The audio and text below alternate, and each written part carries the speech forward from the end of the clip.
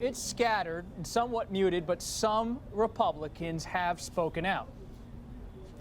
There may be fraud. There may be all that. We don't know that right now.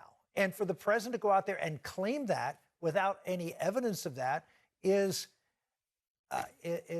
dangerous. The president's allegations of large-scale fraud and theft of the election are just not substantiated. I'm not aware of any significant wrongdoing. Sue, you talked about how the GOP feels like they're in a pretty good spot after Tuesday because of those gains in the House and the Senate's tight. But will they speak out even more about President Trump's handling of the result, about the election's integrity? Well, I think we've already seen what's happened is a really familiar story of the past 4 years. The president says that there does something really outrageous. And on the whole, you know, key voices in the party do stand behind him. I would note that House Minority Leader Kevin McCarthy today sort of echoed the president's concerns. He didn't refute them. A lot of that pushback is coming from familiar places in the party and familiar voices, either independent people like Susan Collins, who have been critics of the president before, or from Republicans who are retiring, like Pat Toomey in Pennsylvania. The president still has this immense amount of loyalty, especially in the House of Representatives. Senators have always been a little bit more reluctant to embrace the president's style and his tweets and his statements.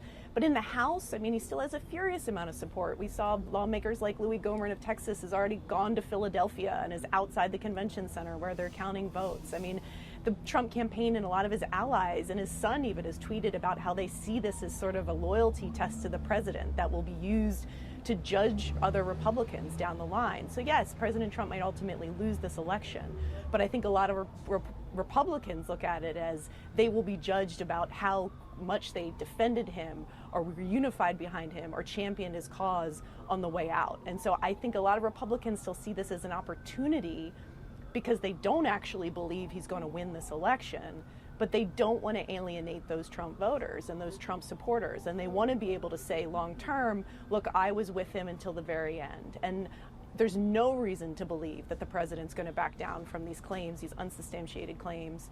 And I don't think there's any reason to believe that there's going to be a major fundamental break inside from him within the Republican Party, although you may see a louder chorus of Republicans willing to say, okay, enough, it's time to move on. Peter, earlier today, Senate Majority Leader Mitch McConnell said he believes there will be a peaceful transfer of power. I've been checking with my sources. They say the president's going to fight legally, he's going to fight politically, he's going to say the election's stolen, protect his brand, but he'll ultimately leave the White House. Is there unease, though, inside of this White House and this administration that if he is defeated and the race is called, that he will put up a fight that uses executive power and not just rhetoric and tweets? Well, look, if this race is called and the courts have rejected his claims, the Electoral College votes, and he doesn't have a majority, I don't see the president, trying to do anything at that point. I don't see what he could do at that point. I mean, the Constitution is pretty clear about that. His power goes away on January 20th at noon, regardless of what he wants to do at that point, if the Electoral College has taken his vote and Congress has certified those results. So, there's a lot of talk about that because he's such an unpredictable character. He's so erratic.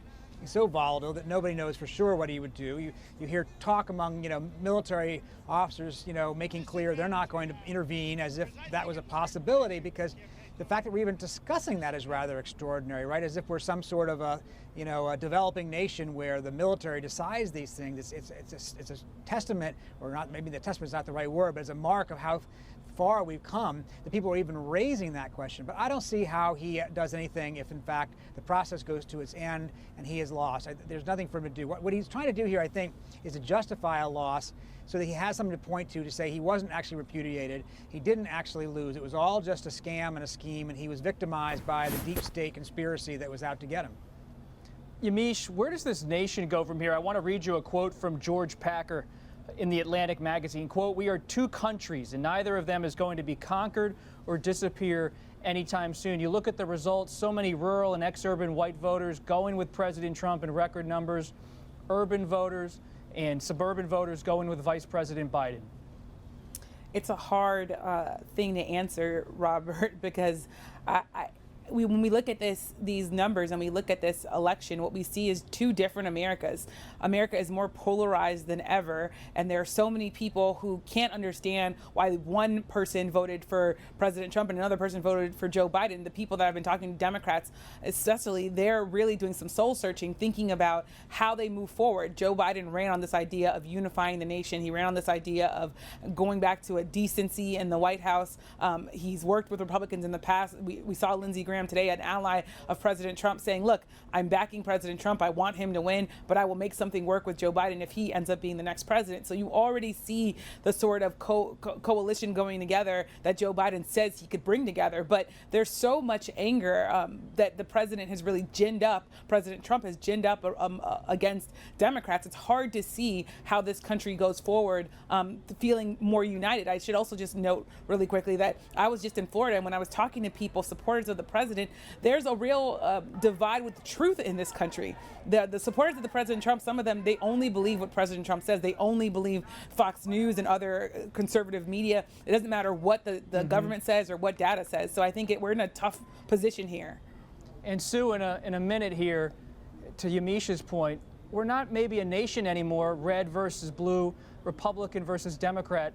But as a professor at Notre Dame, Bob Shmuel, told me this week, we're a tribal nation politically. I mean, that didn't start with Donald Trump, and it's not going to end with him. We've seen this happening over the past 10, 20 years of politics. People have gotten more divided. People live, or surround themselves with less and less people that think differently from them. I mean, it is a symptom of American life right now, and I think it's one of the reasons that disinformation campaigns have been successful, is that the cracks in the society were already there, and they've just been exploited. And it's one of the broader macro challenges, not just of the president, but of government, is to try to cohesively bring this country back together again. And I think it's a monumental task for the next administration. Peter, what's your take, quickly? Yeah, I agree with that. I think Yamiche and Sue are exactly right. I mean, you've got 48% right now, more or less, of the American people said that they thought Donald Trump should be reelected after seeing everything they've seen in the last 4 years. And for Democrats who voted on the other side and Republicans, some who voted on the other side, it's really hard for them to understand that. And it's just as hard for Trump voters to understand how people could vote against him. And that disconnect is so wide, so profound. And look at that map. We are two coasts and one middle. And I just think that that's really, really a challenge for this new president coming in, if in fact it's Joe Biden.